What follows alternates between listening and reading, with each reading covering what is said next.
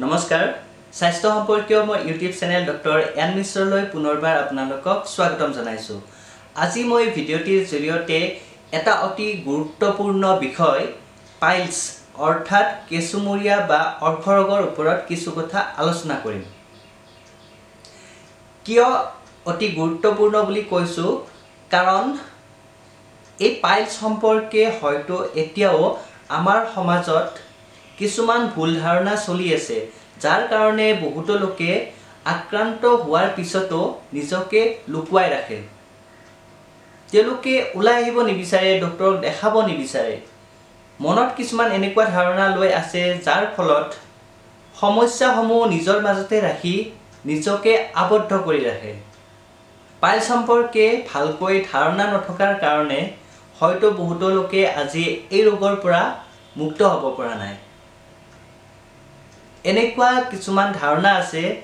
প্ৰথম ধাৰণাটো হৈছে যে যদি পাইলছ হয় আৰু সেই ৰোগ হোৱা বুলি সমাজৰ আন কোনোবা ব্যক্তিয়ে গম পায়, হয়তো এনেকুৱা হ'ব যে তেওঁক সমাজে হয়তো অৱহেলিত কৰিব। আৰু এনেকুৱা দেখাও গৈছে যে যদি পাইলছ বা অৰ্শৰোগত আক্ৰান্ত হয় তেনেকুৱা লোকক সমাজে কিছু বেলেগ দৃষ্টিৰে চায়, সমাজৰ পৰা তেওঁক অৱহেলিত কৰে। আজিও আমাৰ সমাজত এনেকুৱা চলি আছে। তাৰ কাৰণে হয়তো বহুতো লোকে ইয়াৰ পৰা ওলাই আহিব পৰা নাই। কিন্তু এটা কথা মনত ৰাখিব যে পাইলছ কোনো ধৰণৰ সংক্ৰামক ৰোগ নহয় আৰু এনেকুৱা একো ডাঙৰ ৰোগ নহয় যে আপোনালোকে তাৰ পৰা পৰিত্ৰাণ পাব নোৱাৰে।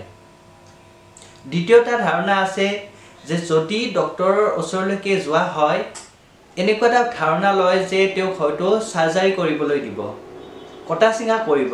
গতিকে সেইবিলাক ধাৰণা আন কিছুমান ব্যক্তিয়ে তেওঁক সোমাই দিয়ে। কিন্তু কথাটো এনেকুৱা নহয় যে পাইলছ হোৱা মাত্ৰকে আপোনাৰ চাৰ্জাৰী কৰিব লাগিব। পাইলছৰ স্থিতি আৰু ব্যক্তিজনৰ আন কিছুমান কণ্ডিশ্যনৰ ওপৰত নিৰ্ভৰ কৰিহে সেইটো সিদ্ধান্ত লোৱা হ'ব যে তেওঁক চাৰ্জাৰী লাগিব নে কিছুমান মেডিচিন বা কিছুমান তেনেধৰণৰ এক্সাৰচাইজৰ জৰিয়তেও ঠিক কৰিব পৰা যায়। গতিকে আপোনালোকে ডাইৰেক্টলি এনেকৈ ভাবি নল'ব যে পাইলছ হ'লে আপোনাৰ চাৰ্জাৰী কৰিব লাগিব। গতিকে বহুতো লোকে এনেকুৱা কৰে যে ডক্টৰৰ ওচৰলৈকে যোৱাৰ সলনি প্ৰথমতে বেজ নোজোবা অজাৰ ওচৰলৈকে গৈ চিকিৎসা আৰম্ভ কৰে।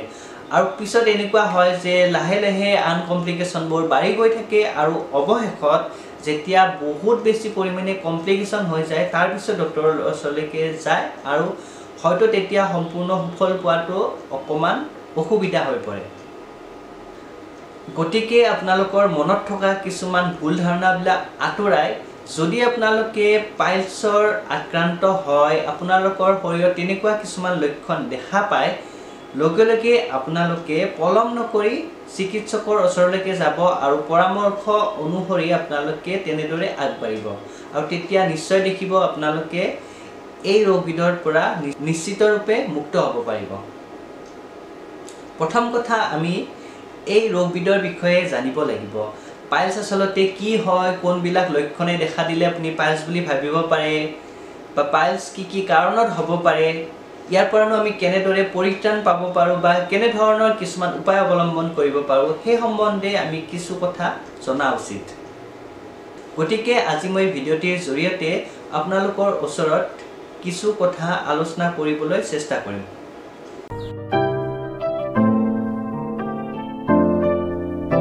বহুতে এনেকৈ ভাবি লয় যে পায়খানা ৰাস্তাত তেজ গৈছে মানে পাইলছ হৈছে, কিন্তু আচলতে তেনেকুৱা নহয়।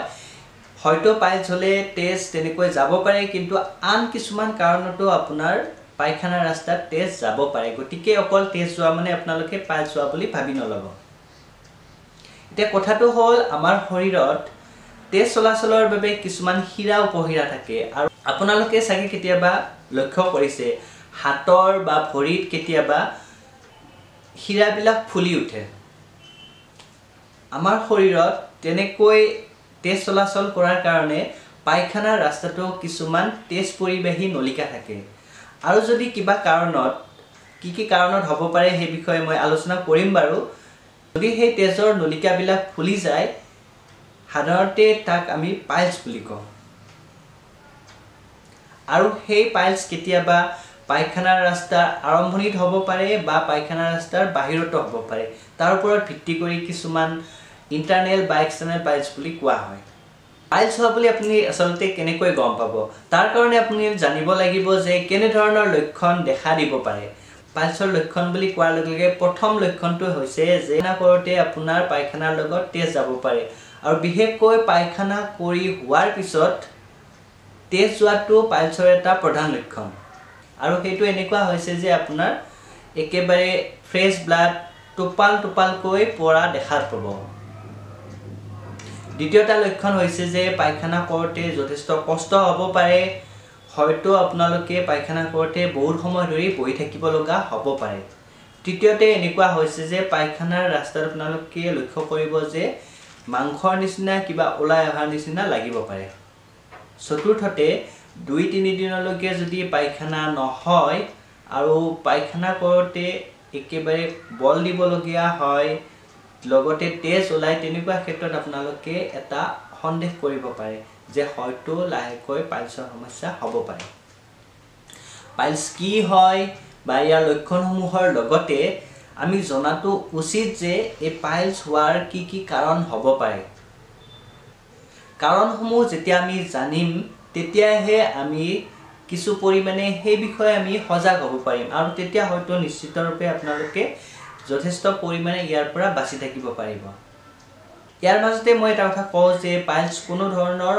সংক্ৰামক ৰোগ নহয় গতিকে আপোনালোকে সেইটো ভয় নাখাব পাইলছ হোৱাৰ প্ৰধান কাৰণসমূহ হৈছে 1 নম্বৰতে জেনেটিক কাৰণ হ'ব পাৰে বংশগতভাৱে কেতিয়াবা পাইলছ হ'ব পাৰে দ্বিতীয়তে যিবিলাক লোকৰ ক্ৰনিক কনষ্টিপেশ্যনৰ সমস্যা আছে তেনেকুৱা লোকসকলৰ ক্ষেত্ৰত পাইলছ হোৱাৰ সম্ভাৱনা যথেষ্ট পৰিমাণে থাকে তৃতীয়টা কাৰণ হ'ব পাৰে কিছুমান ব্যক্তি কেনেকুৱা দেখা যায় যে পায়খানা তেওঁ নৰ্মেলি হয় কিন্তু এনেকুৱা হয় যে বহুত সময় ধৰি তেওঁ পায়খানাত বহি থাকিব লগা হয় বহুত জোৰ দিবলগীয়া হয় আৰু তেনেকুৱা কাৰণত কেতিয়াবা পাইলছ হ'ব পাৰে চতুৰ্থ এটা কাৰণ হৈছে যিবিলাক ব্যক্তিয়ে পানী অতি কম পৰিমাণে সেৱন কৰে তেনেকুৱা ব্যক্তিসকলৰ ক্ষেত্ৰত কনষ্টিপেশ্যনৰ সমস্যা আহি পৰে আৰু তাৰ ফলত পাইলছ হোৱাৰ যথেষ্ট পৰিমাণে সম্ভাৱনা থাকে 5 নম্বৰ ওজন বৃদ্ধি বা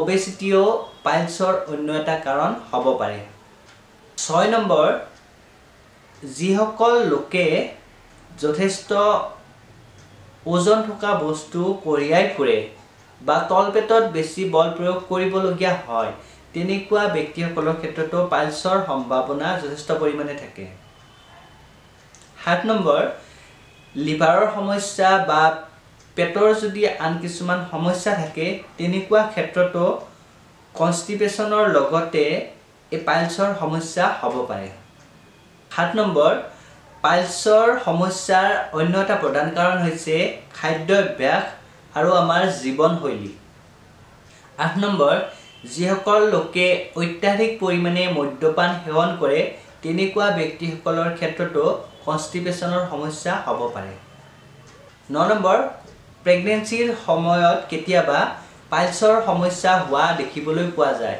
কিন্তু দেখা যায় যে যেতিয়া প্ৰেগনেন্সি পিৰিয়ড সমাপ্ত হয় তাৰ পিছত এই সমস্যাসমূহ নিজে নিজে ঠিক হৈ যায় গতিকে নৰ্মেলি কেতিয়াবা প্ৰেগনেন্সিৰ সময়ত পাইলছৰ সমস্যা হ'ব পাৰে এতিয়া আমি আলোচনা কৰিম যে এই পাইলছ অৰ্থাৎ কেঁচুমূৰীয়া বা অৰ্খৰক হ'লে আমি কেনে ধৰণৰ চিকিৎসা ল'ব লাগে বা আমি কেনে ধৰণে নিজকে বচাই ৰাখিব পাৰোঁ যদি আমি ট্ৰিটমেণ্টৰ কথা ক'বলৈ যাওঁ তেতিয়াহ'লে এটা কথা মন কৰিব যে ব্যক্তিভেদে ট্ৰিটমেণ্ট বেলেগ বেলেগ হয় কাৰণ এজন ব্যক্তিৰ স্থিতি আৰু আন এজন ব্যক্তিৰ স্থিতি একে নাথাকে গতিকে তাৰ ওপৰত ভিত্তি কৰি আপোনালোকক চিকিৎসকে চাই তেনেধৰণে আপোনালোকক পৰামৰ্শ জনাব আৰু সেইমতে আগবাঢ়ি যাব পাইলছৰ কিছুমান গ্ৰেড থাকে আৰু সেই গ্ৰেডসমূহৰ ওপৰত ভিত্তি কৰি আপোনাৰ কেনে ধৰণৰ চিকিৎসা হ'ব সেইমতে আগবাঢ়ি যোৱা হয় গ্ৰেড 1ৰ ক্ষেত্ৰত এনেকুৱা হয় যে হয়তো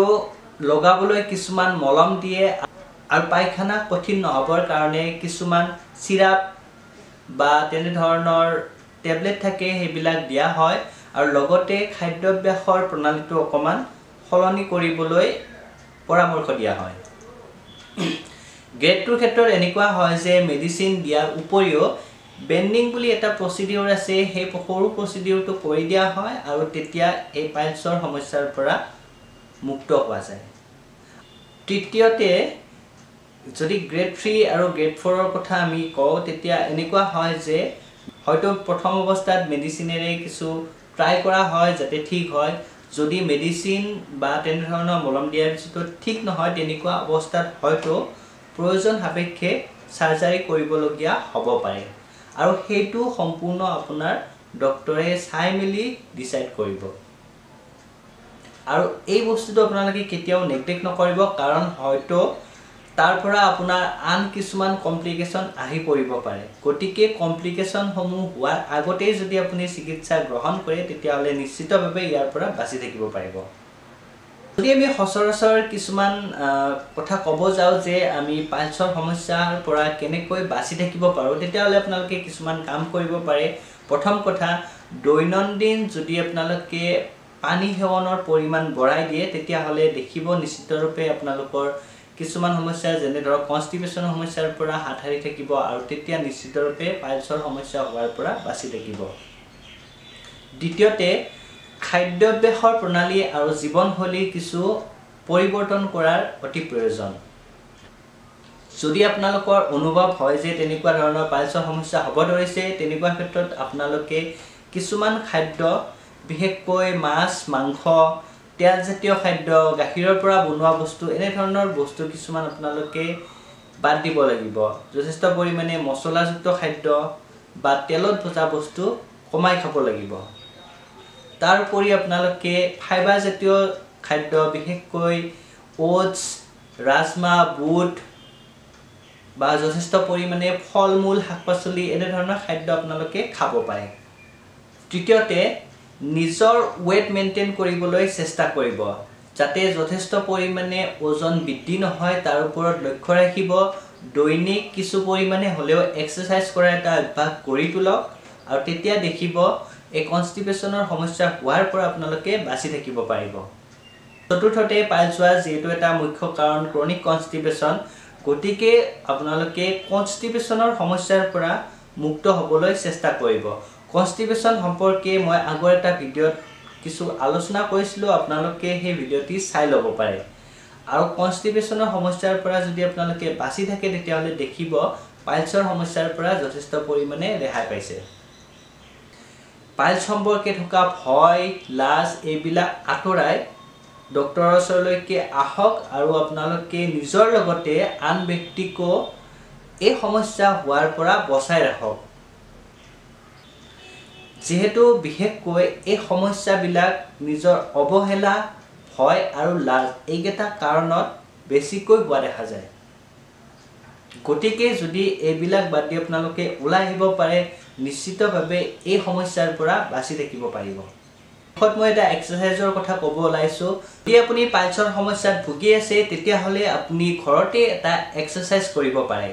এটা কাম কৰিব, এটা ডাঙৰ চৰিয়া বা টাব লৈ ল'ব আৰু তাত অকণমান কুহুমীয়া পানী লৈ ল'ব, সহ্য কৰিব পৰা ধৰণে।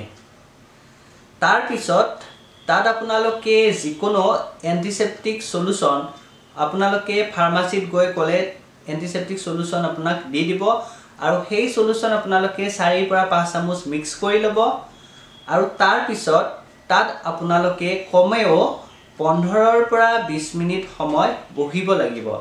দৈনিক যদি আপোনালোকে 2-3 বাৰকৈ এই এক্সাৰচাইজটো কৰে, তেতিয়াহ'লে দেখা পাব যে নিশ্চিতভাৱে যথেষ্ট পৰিমাণে এই পাইলছৰ সমস্যাৰ পৰা আপোনালোকে বাচি থাকিব পাৰিব।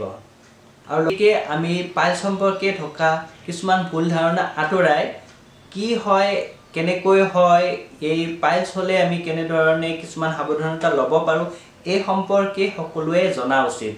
স্বাস্থ্য সম্পৰ্কীয় এনেধৰণৰ কিছুমান কথা আপোনালোকৰ লগত আলোচনা কৰিবলৈ চেষ্টা কৰি যাম। যদি আপোনালোকে প্ৰথমবাৰৰ কাৰণে মোৰ চেনেলটি চাইছে, চেনেলটি ছাবস্ক্ৰাইব কৰি দিব আৰু সকলোৰে মাজত শ্বেয়াৰ কৰি দিবলৈ নাপাহৰিব।